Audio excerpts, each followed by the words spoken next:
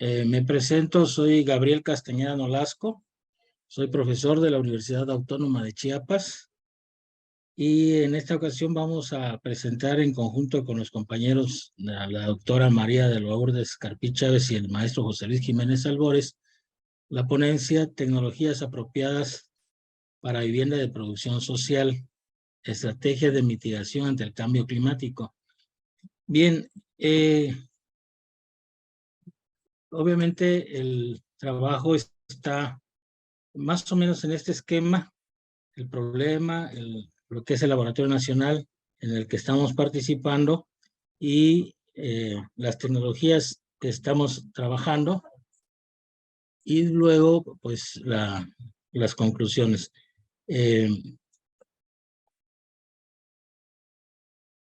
Las condiciones del clima se modificarán de manera que las afectaciones previstas apenas inician.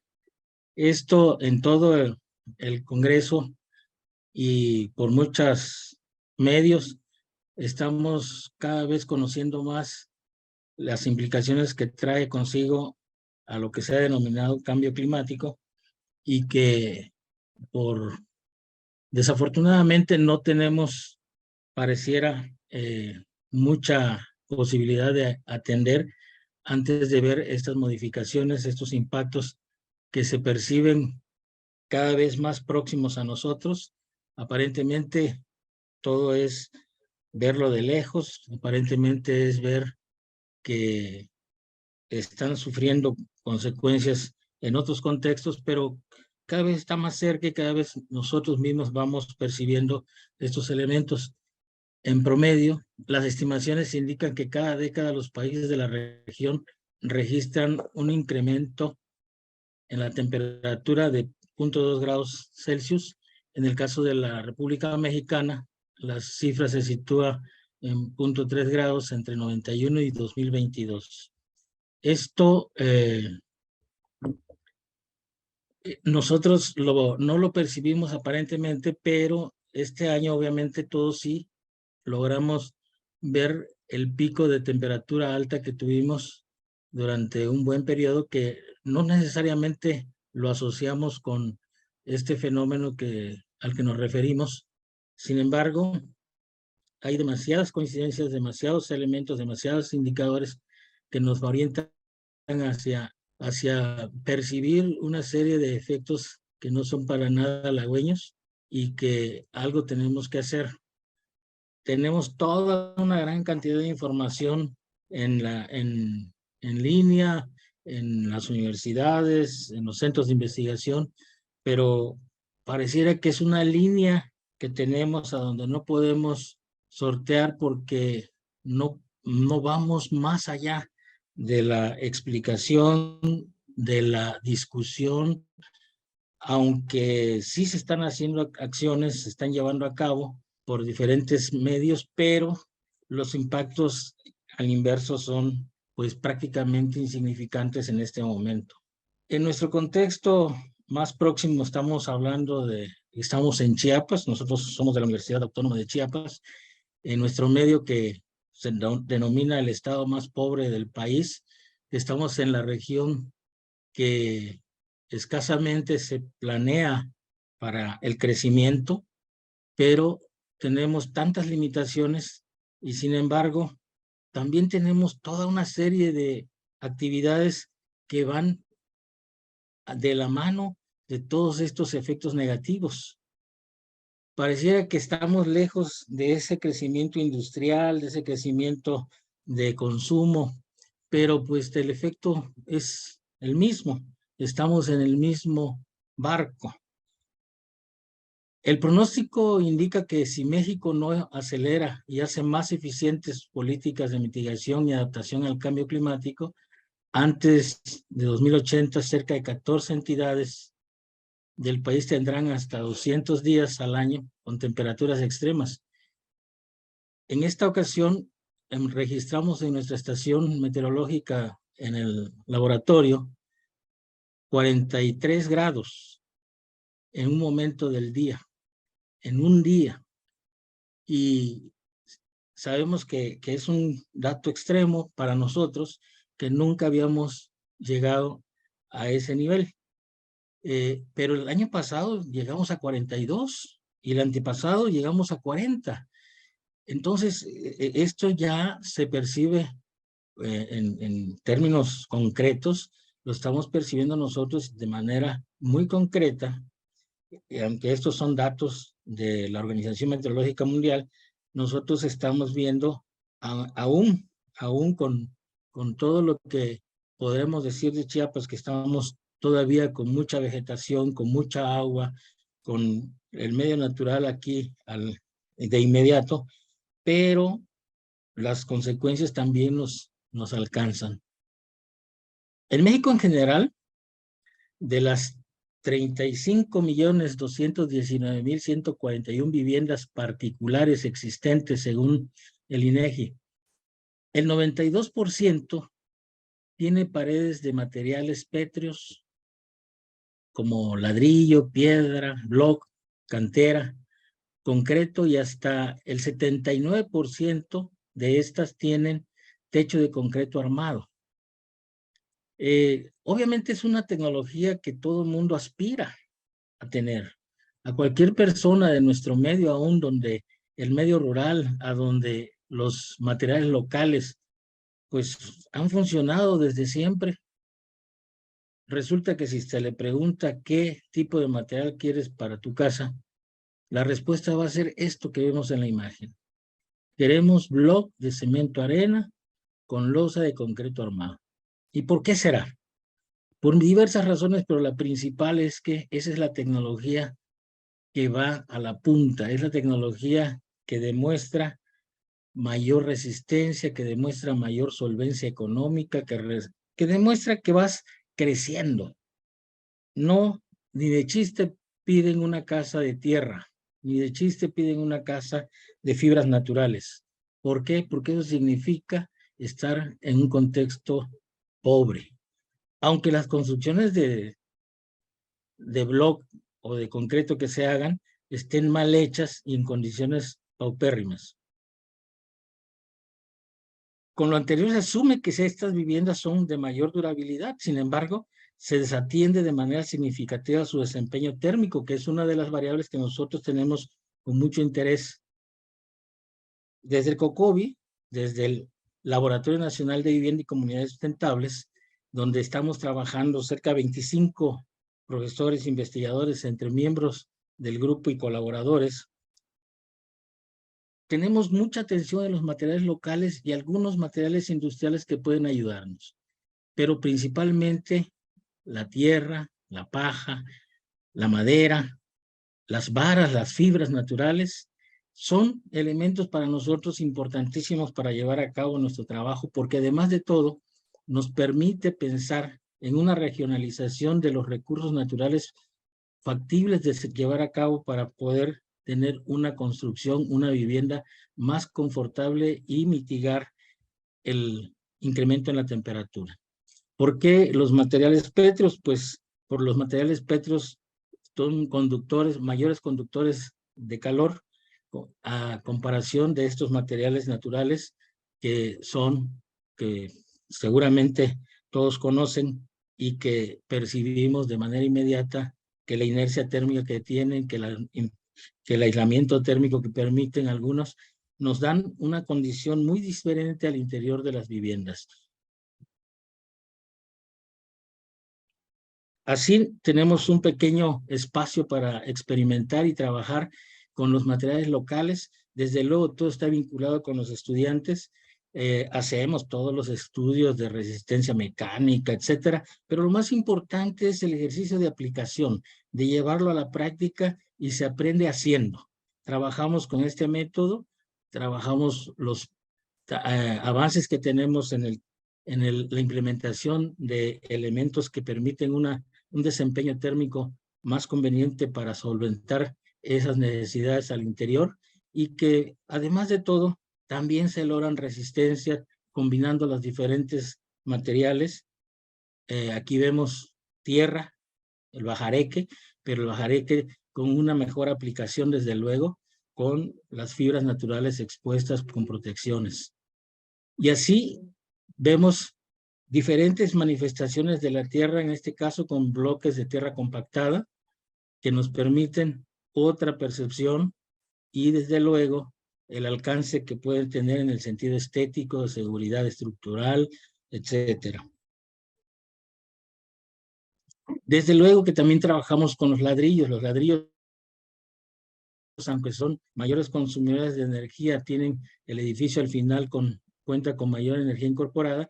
También utilizamos estos materiales tratando de llevarles un aislante térmico integrado. Y desde luego también las cubiertas verdes adaptadas al contexto de las viviendas de producción social, que para ello requieren estar con un peso menor en el sustrato que lo soporta.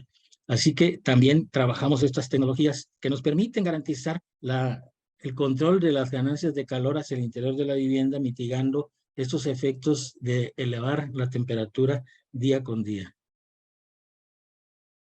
En conclusión, ponemos a la disposición de todos las experiencias que llevamos en la Facultad de Arquitectura de la UNACH en el Laboratorio Nacional de Vivienda, con la posibilidad de intercambiar información. Tenemos elementos publicados, obviamente, y además esto que estamos mostrando apenas es una parte. Como mencioné, somos un equipo de 25 profesores que llevamos adelante diversos proyectos y que todos encaminados al trabajar con los grupos sociales mayoritarios, pero no en exclusividad. También trabajamos para toda la sociedad y desde luego visualizando estos conceptos de mitigación, de ahorro energético, de reducción de ganancia de calor. Bien, es todo por el momento. Muchas gracias. Si existe alguna pregunta.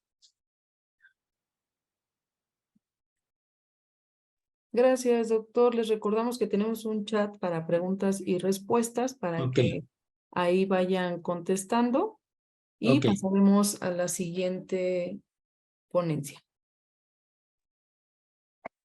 Muchas gracias. Muy buenas tardes. Voy a permitir presentar. Bueno, les voy a platicar el tema un poco así como retomando algunos ejemplos que tenemos de manera rápida acerca del desempeño térmico en la edificación y la relación impactos, por supuesto, con el cambio climático. Los compañeros, su servidor, Raúl Pavel, el compañero Eddie González y Gabriel Castañeda. De entrada, creo que todos tenemos cierta noción y esto, pues obviamente se expande todavía más, hablar de vivienda sustentable. Y hoy en día desde ONU Habitat se habla de vivienda adecuada. Inclusive ya las políticas públicas en México ya están en el marco de vivienda adecuada, pero obviamente sabemos que son muchos elementos entre los cuales podemos mencionar diseño bioclimático, relación en la cadena productiva, ciclo de vida de los materiales, aspectos sociales y normativos, ecotecnologías y eficiencia energética. Parte muy importante del quehacer en el diseño precisamente se da desde los estudios preliminares o inclusive cuando estamos boceteando. Es decir, tener noción y conocimiento de ciertos elementos desde el inicio permitirá generar muchos ahorros energéticos en un futuro con costos muy bajos. En cambio, si ya está construida la edificación, los ahorros energéticos que podamos hacer por adecuar ese edificio van a ser mucho menores, ¿no? Entonces siempre es mucho mejor prever y analizar desde antes, selección de materiales, aspectos bioclimáticos, etcétera, etcétera. ¿Con qué jugamos? Básicamente, uno de los principales elementos precisamente es la termodinámica. Tratar de jugar con elementos y cómo interactúa la vivienda con el exterior. Entre los elementos tal vez más importantes que jugamos en el balance energético de la edificación está la radiación, la convección y la conducción. Un caso que aquí comento rápidamente es una consultoría energética que realizamos con la doctora Carla Fentanes y su servidor en Veracruz, donde se propusieron diferentes sistemas híbridos y algunos, por supuesto, la mayoría, revalorando los elementos arquitectónicos que ya integraba el arquitecto en el aspecto diseño climático, en este caso el arquitecto Calatayud, y tenían muchos elementos. o cosas que nosotros retomamos era precisamente evidenciar cuáles eran las mejoras, cómo se podría mejorar el aspecto del desempeño térmico del edificio y a integrar otros que podían beneficiar y optimizar el diseño. Entre ellos les llamamos pozo canadiense, pero también técnicamente sería un intercambiador de calor, es decir, aprovechar la temperatura del subsuelo para enfriar el aire que toque a esta superficie y que integra el edificio con una temperatura menor, ¿no? La arquitecta Mareni fue uno de los primeros ejemplos que hicimos como experimento aquí en Tuxtla Gutiérrez, en Chiapas. Estamos en Tuxtla Gutiérrez, un clima cálido, y entonces, entre más alto sea la temperatura, la diferencia del beneficio va a ser mucho mayor, ¿no? La temperatura media en este caso de Veracruz era de 25 grados aproximadamente, entonces si afuera está a 36 grados, pues el aire caliente al tocar una superficie más fresca entraba con condiciones menores. Esto lo obtuvimos, en este caso no hicimos el experimento, como se está por construir, es a partir de una simulación térmica. Algunos de los análisis que hicimos precisamente y que impactan en una edificación son las cargas totales de refrigeración. La idea de hacer el análisis de cargas, por ejemplo, en este caso, de tener 20 toneladas de refrigeración, es un edificio prácticamente, ¿no? Es una residencia bastante grande, se redujo en la simulación casi a 10 toneladas de refrigeración. Entonces, un primer impacto es de cómo desde la selección de materiales, estrategias, orientación, etcétera, etcétera, impacta al final en el consumo energético en caso de edificios que usen energía eléctrica para climatizar, en este caso el aire acondicionado. Entonces, el primer impacto que tiene que ver el desempeño térmico precisamente va a ser en los consumos, ¿no? Y sabemos que el origen de esta energía, pues, tiene un impacto ambiental. Y otro ejemplo que nos gusta mucho exponer es precisamente en este espacio donde estamos, y ahorita estamos presentando aquí, es en el edificio de COBI, que es la sede del Laboratorio Nacional de Vivienda y Comunidades Sustentables también, sede UNACH, en el cual pues incluye algunas tecnologías que mitigan el flujo de calor, como la termolosa y el techo verde sobre un prefabricado del sistema Domotec.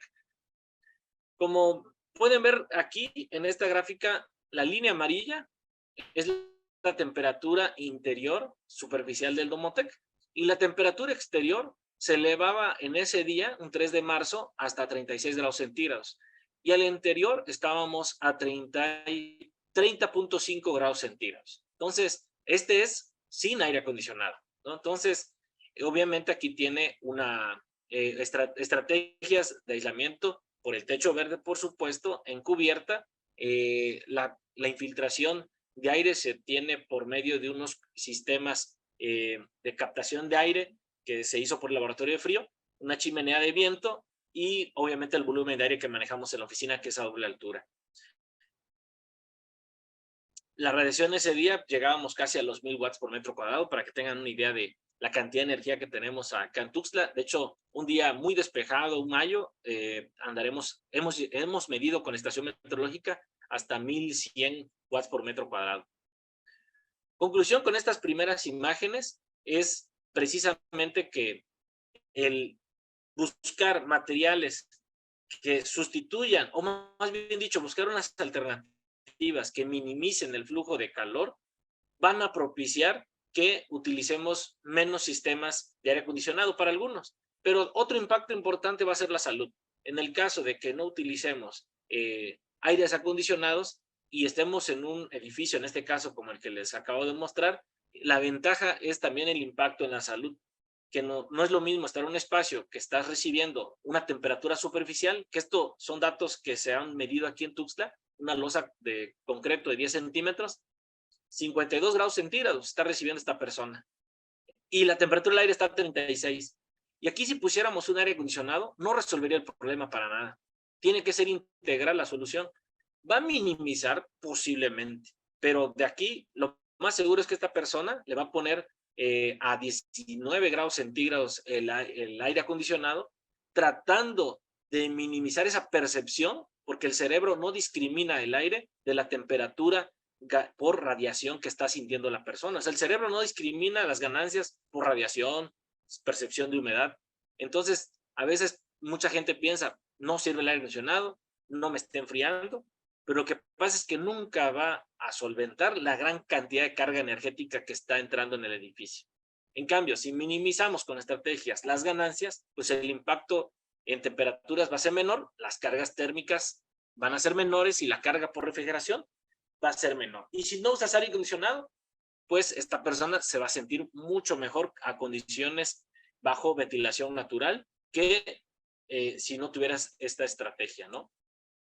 Y finalmente otra parte que quería concluir en mi presentación es estas imágenes, tres imágenes presento rápidamente del proyecto nacional de investigación de incidencia que estamos realizando y estamos trabajando sobre la producción de vivienda social y el hábitat, ¿no? Producción social de vivienda y hábitat.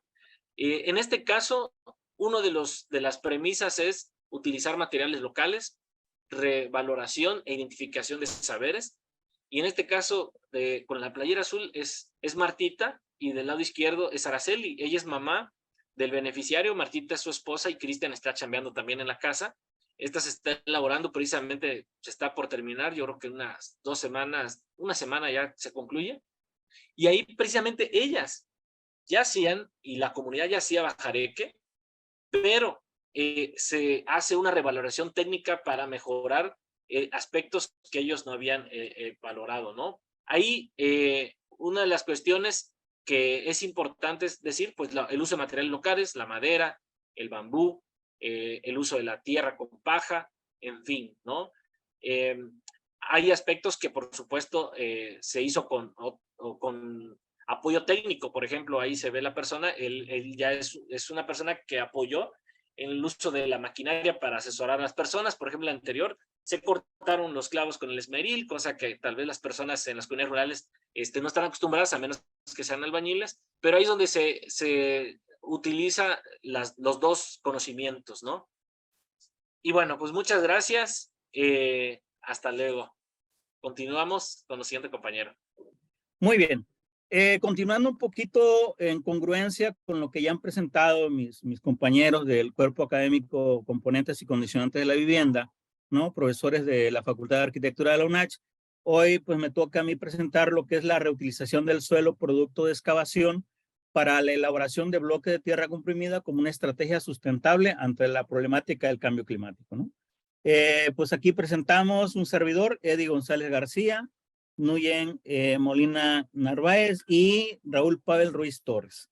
Bueno, creo que ya de alguna manera tenemos completamente contextualizado lo que es el cambio climático, ¿no? Es una variabilidad en el clima que está atribuido de manera directa o indirectamente con la actividad humana.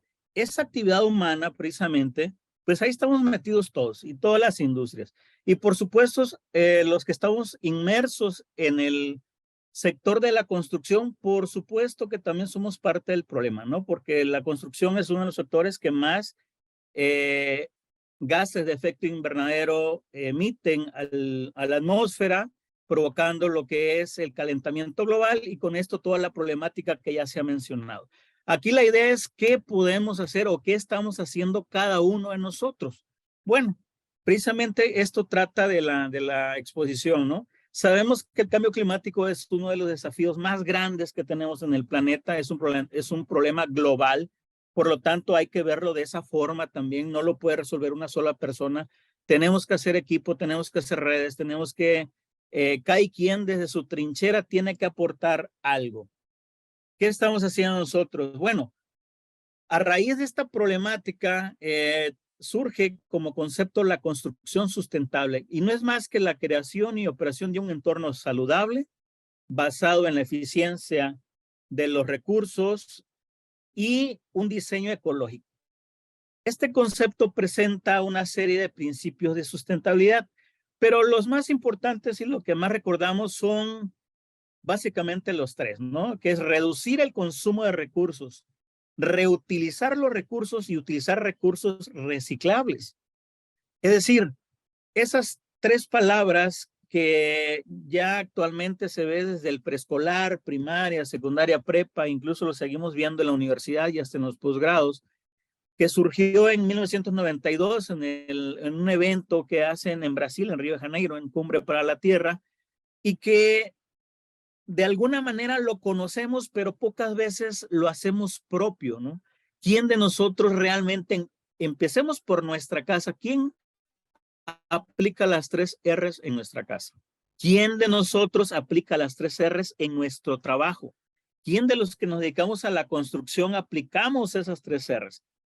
Entonces, ¿qué podemos hacer? Bueno, a mí ya me ha tocado trabajar con el tema de la reutilización de los recursos. Acabo este año apenas de publicar por ahí un trabajo en donde hacemos, reutilizamos concreto de pavimentos hidráulicos para la construcción de mamposterías. Y en este caso traemos algo diferente, porque vean esta gráfica, por favor. Ahí en la segunda barra son los residuos de construcción y demolición que se generan al año. Y son un poco más de 6 millones de toneladas de residuos de construcción y demolición. Solo por debajo del papel y cartón y por debajo de la residuos de la ganadería, ¿no? Entonces, el sector de la construcción es uno de los que más residuos impacta y por lo tanto es un problema que debemos de atender. De esos 6 millones, si nosotros analizamos, en primer lugar está el material de excavación, porque resulta que en una excavación o en una construcción, ese material excavado muchas veces no es apto, decimos, para que soporten, ¿no? Ese suelo presenta a veces cantidades altas de arcilla y a un constructor es un dolor de cabeza trabajar con arcilla, peor si es altamente expansiva.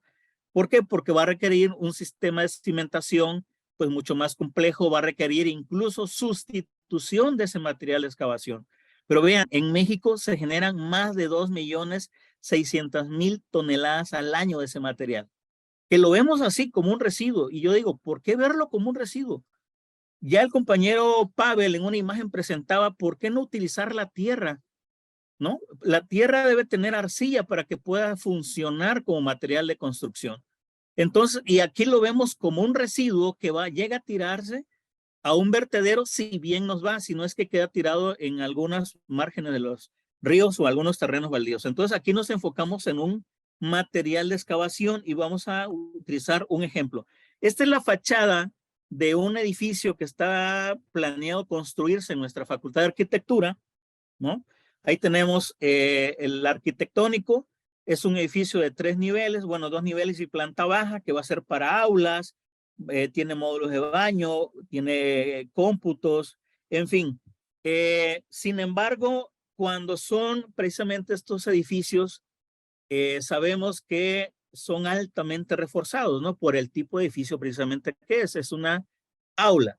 Pero vean la cimentación que tiene, son cimentaciones corridas muy profundas, son proyectos tipo, y con esto que van a hacer, que está ahí donde está la parte amarilla, justo ahí se pretende construir, es un U3E, eso nos va a generar, haciendo algunos cálculos ya con factores de abundamiento, incluso con algunos factores de compactación de los bloques de tierra comprimida, nos va a generar más de 200 metros cúbicos de material, que si lo vemos de manera estándar o de manera natural, es un material que se va a tirar.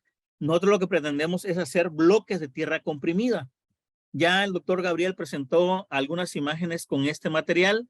Obviamente esto ya se hicieron las pruebas en laboratorio, salió que tiene alto contenido de arcilla, tiene un 81% de finos, lo cual es necesario combinarlo con arena para tener una proporción idónea de un 25% de arcilla, de un 75% de arena, y por supuesto que los bloques de tierra comprimida tienen que de alguna manera estabilizarse, ¿no?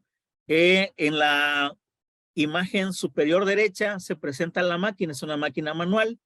Tenemos una máquina semi-industrial que está en mantenimiento ahorita, pero con la máquina manual y otra vez con el apoyo de estudiantes, generamos nosotros los BTCs. Entonces, en la parte inferior está un servidor haciendo las primeras pruebas de los BTCs. y luego ya se ve, ¿no? El BTC es un sistema tipo Lego, lleva un machimbrado para evitar el mortero de pegue, y ahí la maestra Nguyen está haciendo el proceso de curado de este material.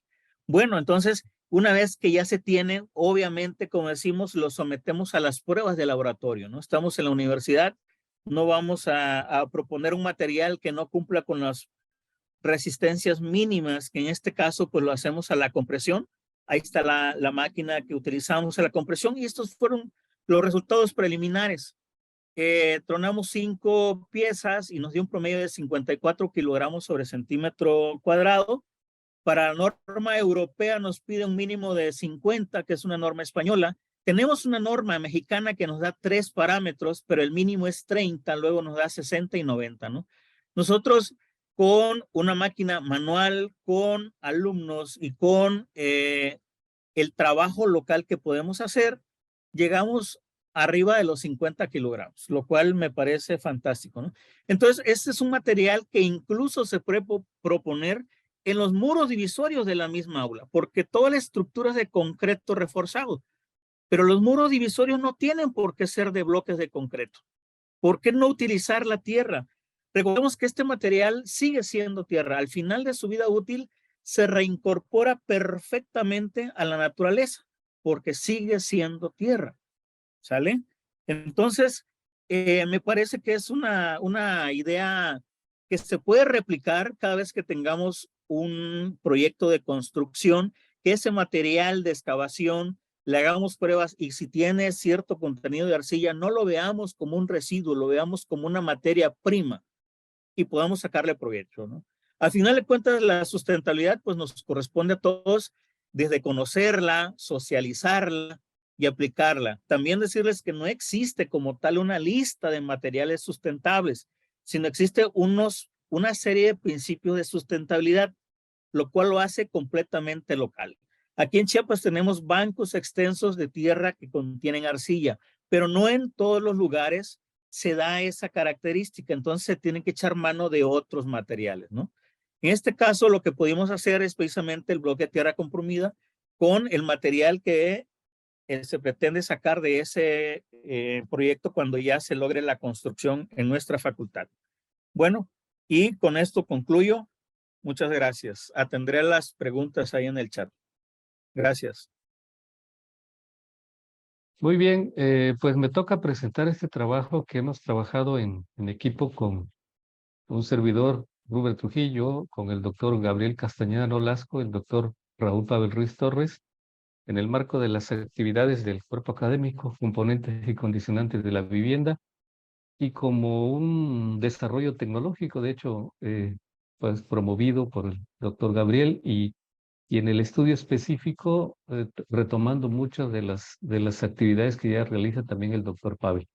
El trabajo se llama Losa térmica en vivienda, alternativa para mitigar la ganancia de calor ante el cambio climático. Y voy a pasar aquí a esta parte.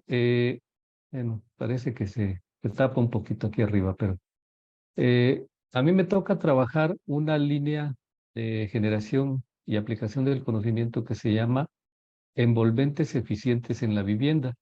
Y esto que se alcanza a ver aquí, voy a ponerle, a ver si me da la opción del puntero láser. Esto que se alcanza a ver aquí es lo que representa la envolvente de la vivienda. Al interior, habitantes. Pero nos da mucha idea de una vivienda como refugio, porque en el exterior pues está el sol, altas temperaturas o bajas, dependiendo del lugar, viento, incluso sismos que afectan a la vivienda. Y esta línea aquí es curva que se alcanza a ver, son principalmente las temperaturas exteriores, y tenemos un rectángulo aquí en la parte central, y esto representa las condiciones de comodidad térmica del ser humano, y vemos que hay áreas que se quedan fuera, ya sea en la parte alta de temperaturas o también en la parte baja, dependiendo del lugar y la temporada del año. Aquí de esta tabla, principalmente voy a mencionar esta columna que es conductividad térmica y también calor específico. Y por otro lado, aquí tenemos materiales comunes que se utilizan en la construcción. Estos de aquí arriba son muy ligeros, poliuretano, aire, poliestireno y muchos de los materiales que conocemos. Y en el otro extremo son materiales muy pesados y por lo mismo también muy resistentes, necesarios ambos en la construcción. Y principalmente la conductividad térmica para los materiales ligeros pues es baja porque también la densidad es baja, y para los materiales muy pesados, resistentes, es alta y también la densidad es alta. Este esquema que se muestra aquí son la escala de maduración tecnológica que utiliza CONACYT, retomada de lo que utilizó la NASA en 1970. Y aquí se muestran las etapas, empezando con un desarrollo tecnológico, como por ejemplo invención, validación del concepto, principalmente en laboratorio, prototipado e incubación, producción piloto y demostración, hasta que la tecnología alcanza una madurez tal que ya está colocada en el mercado y expandiéndose, ¿no? La tecnología que yo voy a presentar está en la validación del concepto, en las pruebas de laboratorio, está en esa parte todavía. Y este esquema que se muestra es un sistema de evaluación de tecnologías para construir vivienda que utiliza Uruguay, planteado por la UDELAR, Universidad de la República, en la que contempla aspectos físicos, aspectos económicos y sociales. Ahorita principalmente estoy enfocado en los aspectos físicos, entre los que están impermeabilidad, durabilidad, confort térmico, acústico, funcionalidad, y más arriba, que aquí se alcanzó a tapar, está también la resistencia mecánica. Ya se han hecho algunas pruebas. Hoy lo que me toca presentar tiene que ver con conductividad, con la parte térmica. Y aquí voy a mostrar un poquito cómo se construye. Es una siembra muy sencilla. Ahí está una malla, un mortero, cemento, arena, proporción 1:3. Luego la pieza queda así como se está mostrando. Es un prefabricado. Luego la cimbra, bueno, aparte del peso, que es una pieza muy ligera realmente. La cimbra, no es necesario cimbra de contacto completa. En la parte de arriba queda así porque este es un armado que posteriormente se va a convertir en viguetas, que aquí se alcanzan a ver ya coladas las viguetas. Y aquí ya tenemos el sistema casi terminado, nada más faltándole rellenos con el testigo aquí al lado, que es la losa de concreto armado, reforzado, toda vez que dice INEGI que el 80% prácticamente están construidas de las viviendas en Tuxtla, están construidas con este sistema. Y aquí tenemos rellenos. Los que se mostraban en la tabla son rellenos de baja densidad, por lo tanto también de baja conductividad. Sin embargo, también ahí en el mismo sistema están contemplados estos elementos que son de concreto armado, que son lo que le dan la resistencia, lo que soportan. Y sí es verdad, son de alta densidad, por lo tanto también de alta conductividad. Sin embargo, en las mediciones vamos a ver algunos comportamientos del sistema completo. Esto es la losa de compresión de concreto también, reforzado, para absorber esfuerzos por temperatura, y finalmente queda así el sistema. Esta es otra forma de hacerlo. Es el mismo principio, ahí están las viguetas, están los rellenos. En este caso se utilizó acerrín colocados en bolsas para incluso reducir la posibilidad de que pudiera llegar el agua. Y bueno, y después de eso, pues ya sigue la losa de compresión. Adentrándonos en materia, el cálculo de la conductividad térmica se hizo basados en la norma ASTM C177, que es método de prueba estándar para mediciones de flujo de calor en estado estacionario y propiedades térmicas, usando el aparato de placa caliente con guarda. Y aquí se alcanza a ver en el dibujo, ¿verdad? Aquí el espécimen, que es el que vamos a medir, está aquí, debe colocarse en la parte central. Aquí abajo tenemos una placa fría que en el equipo que se utilizó, desarrollado por el doctor Pavel, se utiliza la circulación de un fluido. Si la temperatura lo permite, si no necesito bajar tanto, puedo utilizar el agua, y si no, habría que buscar algún fluido que me soporte las temperaturas que quiero utilizar. En este caso lo hicimos circular a 24 grados centígrados, eso es lo que dice la norma. Entonces, sin problema con el agua se podía resolver. El espécimen debe ir aquí, y en la parte de arriba es la placa caliente con guarda, Esta se calienta a través de es una resistencia tiracerámica a la que se le inyecta pues, potencia eléctrica, medidas incluso por los equipos correspondientes. Aquí está el espécimen que se midió, es una partecita del sistema, aquí se alcanza a ver la vigueta, la losa de compresión arriba, hay otra losita abajo, y el relleno, que en este caso se utilizó cañamaíz. El cañamaíz es un residuo agrícola de mucha abundancia en el contexto cercano a Tuxtla Gutiérrez, prácticamente en todo Chiapas, e incluso más allá del estado de Chiapas. Aquí en la parte de atrás se alcanza a ver el equipo que se utilizó para hacer las mediciones. Esto es la placa fría, que tiene un serpentín de tubería de cobre que hace circular el fluido a 24 grados centígrados. Posteriormente, ya más arriba, se coloca el espécimen que aquí se muestra y luego la placa caliente hasta arriba. Esta es la interfaz desarrollada por el doctor Pavel que se utilizó para hacer los registros correspondientes.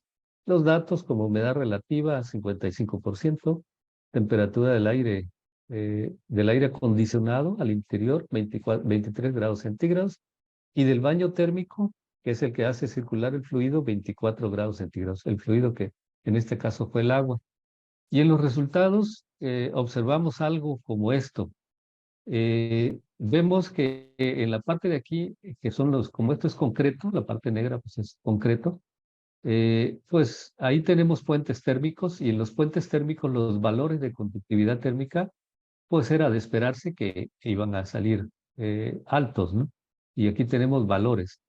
Por ejemplo, de los más altos, el 0.83, 0.72, aún así, valores muy interesantes, aún cuando estamos tomando en cuenta solo la parte de concreto.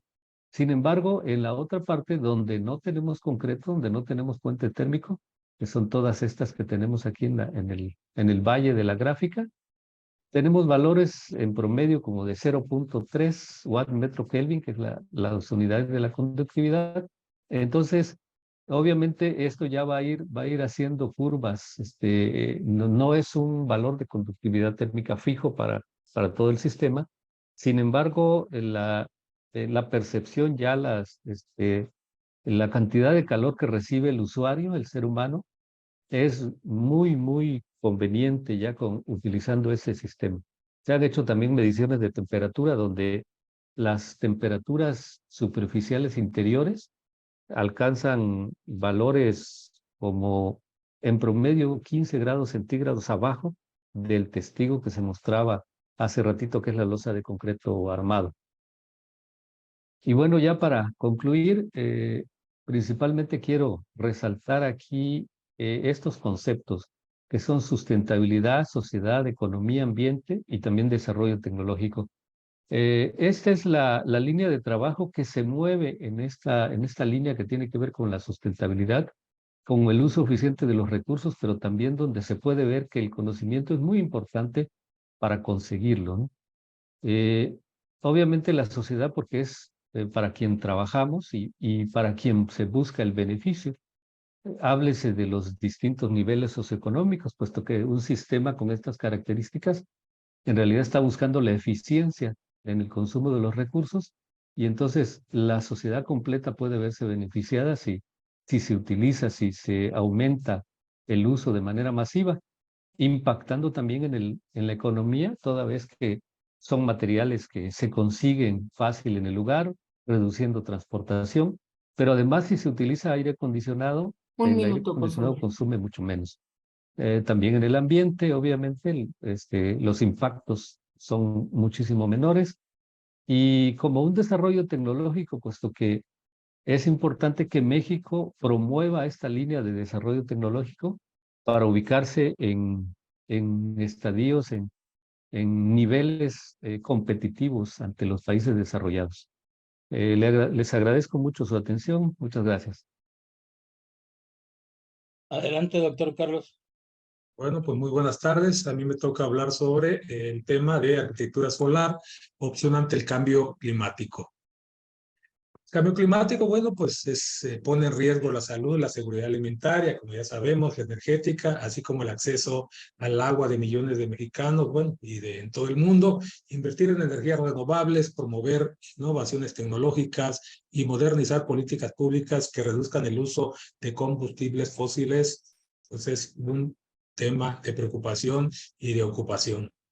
La arquitectura solar será la plática del día de hoy. La arquitectura solar, bueno, es el arte de proyectar y la ciencia de construir espacios habitables para el hombre que deberá de ser confortable, enfatizando el estudio del sol, la energía que genera, tanto de la radiación directa como la aplicación de la energía generada por él. Dentro de la problemática del espacio requerimiento, dentro de lo que es la arquitectura solar, tenemos el calentamiento, el enfriamiento, la humidificación y la deshumidificación.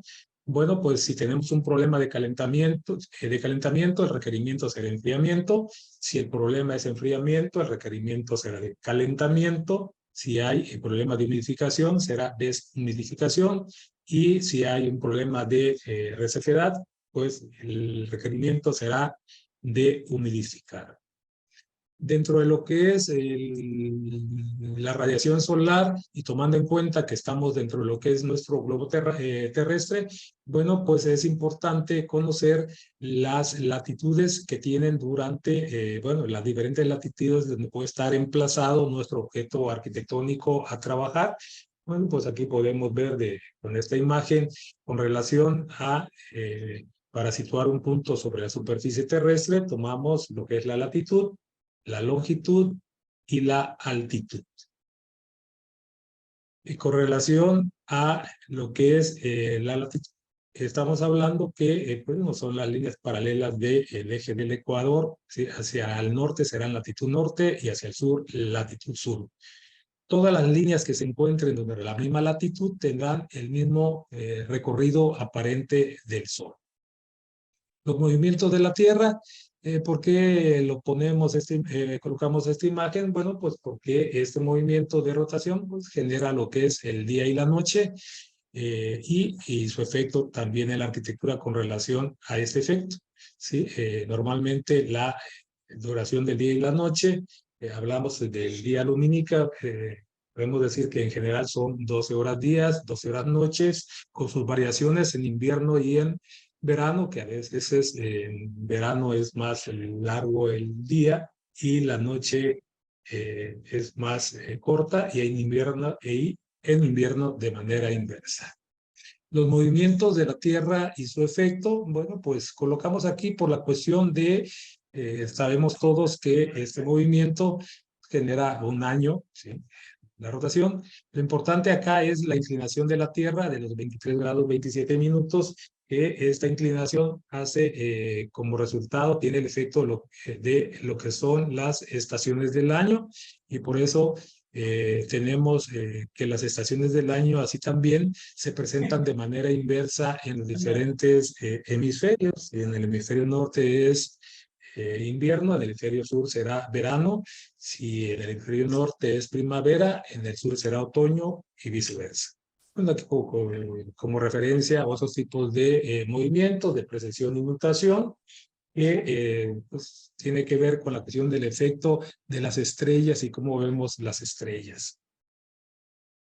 La problemática general temporal, bueno, pues esto se define con relación a lo que es el clima, también según la latitud, altitud, topografía y contexto donde se encuentre emplazado nuestro objeto arquitectónico, la época del año y el hemisferio. ¿Por qué? Pues en el mismo sitio, dependiendo de la época del año, pues podremos tener diferentes problemáticas o requerimientos del espacio dentro de lo que es la arquitectura solar. Y el hemisferio, como comentábamos, si estamos en el hemisferio norte en un mismo momento, en un mismo fecha, tiempo y hora, en el sur, pues seguramente es inverso a lo que es el hemisferio norte. Dentro de lo que son los principios del proyecto de la arquitectura solar, bueno, pues aquí se enumeran 3, que es absorber o rechazar la energía del sol según su requerimiento. Quiere decir que ese principio deberá de contener el proyecto arquitectónico o el objeto arquitectónico. Si lo contiene, bueno, podemos decir que esta arquitectura está inscrito dentro de la arquitectura solar. Así también de no dejar escapar la energía obtenida y mantener el mayor tiempo posible la energía absorbida. Dentro de lo que es el recorrido del sol aparente, bueno, pues tenemos una variación de una manera general de este a oeste y que en el hemisferio norte, bueno, pues se inclina entre el recorrido este-oeste. La inclinación máxima sería en el hacia el sur, sería en el solsticio de invierno, el 21 de diciembre, y hacia el norte sería en junio, en el solsticio de verano. ¿Sí? Normalmente la palabra solsticio, bueno, pues indica que es sol quieto, quiere decir que entre la variación de norte a sur es en la parte máxima donde se detiene el sol y regresa hacia la otra, de norte a sur. Para realizar las propuestas en torno a la arquitectura solar es importante contar con herramientas para el diseño. Dentro de estas herramientas para el diseño solar se encuentran diversas herramientas. Aquí citamos 3: gráficas solares, los software y los modelos físicos de simulación solar.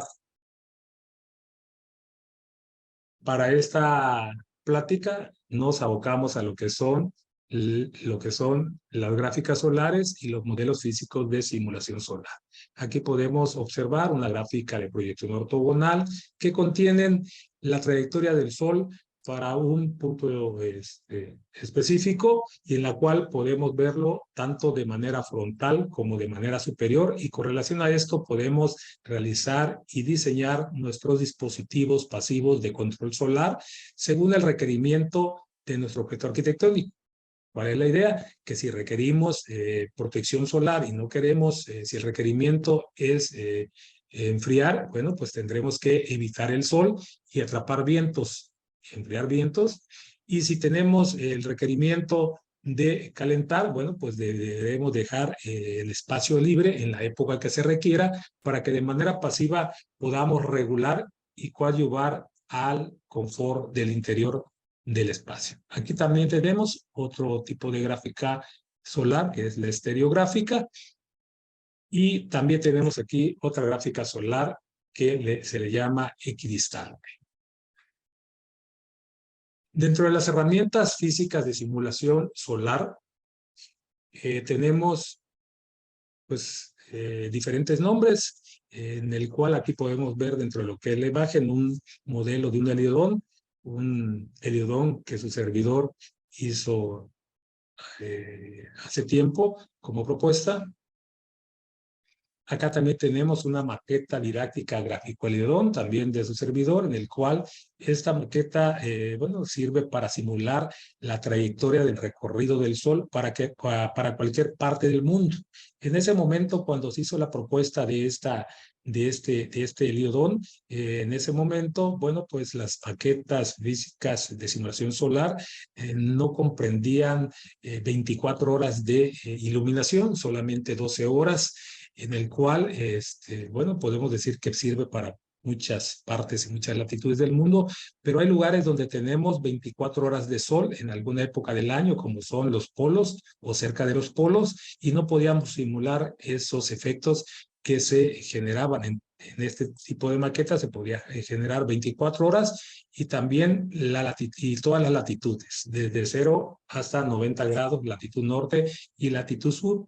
Otra de los beneficios que tenía esta herramienta era de que tenía la posibilidad de tener el sol fijo como un elemento superior en la parte del frente, de manera tal de que la plataforma o base se mueve, y también lo que es el sol movible, que es alrededor de las 24 focos que ahí se representa. Bueno, aquí lo vemos, la maqueta gráfico de Leodón, trabajando y utilizándose en un laboratorio de simulación solar que tenemos aquí en la Facultad de Arquitectura.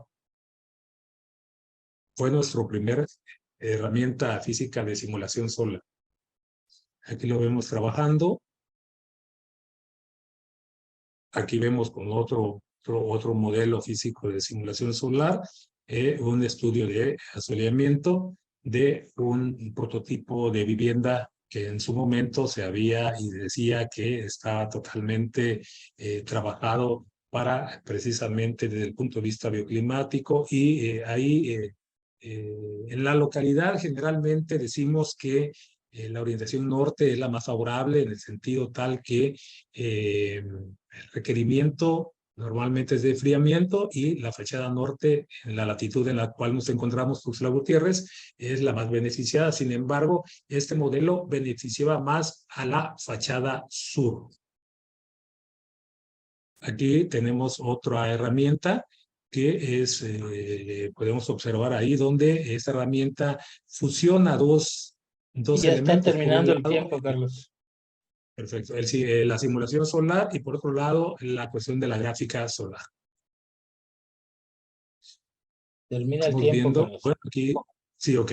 Aquí tenemos el uso de los diferentes, las recomendaciones del proceso de estudio, identificación de la problemática de la temperatura, lugar y variación en distintas épocas del año, identificación de requerimiento del confort térmico, identificación de los ángulos de diseño, cálculo y diseño de dispositivos pasivos de control solar y del objeto arquitectónico, y la evaluación del objeto arquitectónico proyectado.